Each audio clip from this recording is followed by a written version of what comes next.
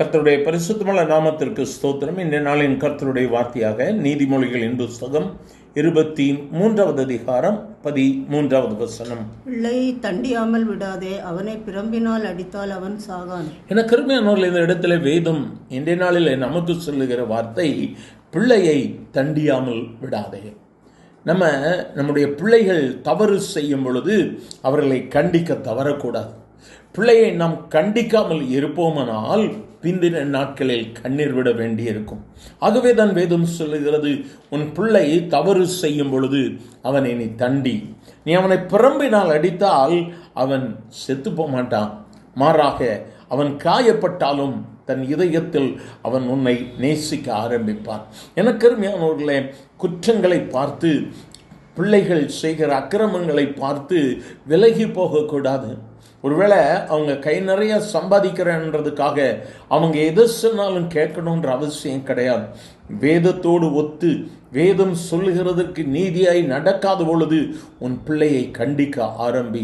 வேதத்திற்கு புறம்பான காரியங்களை பேசும் பொழுது பிள்ளைகளை கண்டிக்க ஆரம்பியுங்கள். சமுதாயத்தோடு கூட தான் இணைந்து போவேன் என்று சொல்லும் பொழுது வேதத்தை புறக்கணியாது என்று சொல்லி நாம் போதிக்க வேண்டியது மிகவும் மிகவும் அவசியமாக இருக்கிறது. இந்த நாளிலும் கூட நம்முடைய வாழ்க்கை எப்படியாக இருக்கிறது? வேதத்தில் அநேக வார்த்தைகளை சொல்லும் பொழுது சொல்லுகிறார், பிரம்பை கையாடாதவன் தன் மகனை பகைக்கிறான் என்று சொல்லுகிறார். பிரம்பு என்று சொல்லும் பொழுது கண்டிப்பை குறித்து வேதம் சொல்லுகிறது.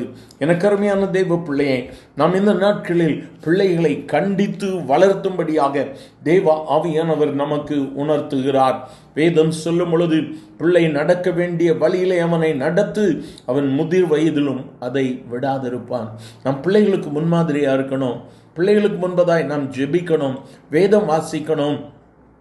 பெற்றோர் பிள்ளைகளுக்கு முன்மாதிரியாக இருக்க வேண்டும்.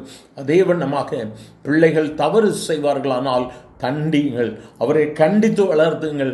அவர்கள் செய்கிறதெல்லாம் காம்ப்ரமைஸ் பண்ணாதுங்க. நீ உலகத்தோடு ஒத்துப்போ, சொசைட்டியோடு ஒத்துப்போ என்று சொல்லி பலவித கல்ச்சர்களை நாம் இசைந்து நடக்கும் பொழுது வேதம் சொல்லுகிறது, நீ அவனை கண்டித்து வழி நடத்து.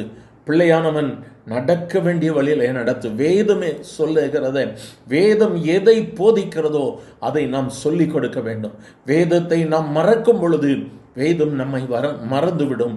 எனக்கு அருமையானவர்களே, நம்முடைய மூதந்தையர்கள் தியாகத்தோடு கூட பெற்றுக் கொடுத்த இந்த சுதந்திரமான கிறிஸ்தவ வாழ்க்கை நாம் மறந்துவிடவே கூடாது. எனக்கு அருமையானவர்களே, இன்றும் இயேசு நமக்காக பிதாவினிடத்திலே வேண்டுதல் செய்து கொண்டிருக்கிறார். உன் பிள்ளை தவறு செய்வானால் கண்டித்து வள. நீ கண்டித்து வளர்க்கும் பொழுது கர்த்தர் உன்னை ஆசீர்வதிப்பார். எங்கள் அன்பின் ஆண்டவரே, ஆசீர்வதிக்கப்பட்ட இந்த வேலைக்காக நன்றி அப்பா. இந்த நாளிலும் நீர் எங்களுக்கு கொடுத்த போதனைக்காக நன்றி ஆண்டவரே.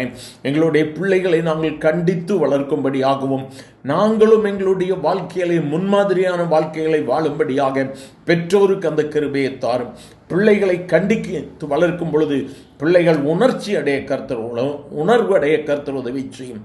ஆசீர்வதியும். இயேசுவின் நாமத்தில் பிதாவே, ஆமென், ஆமென்.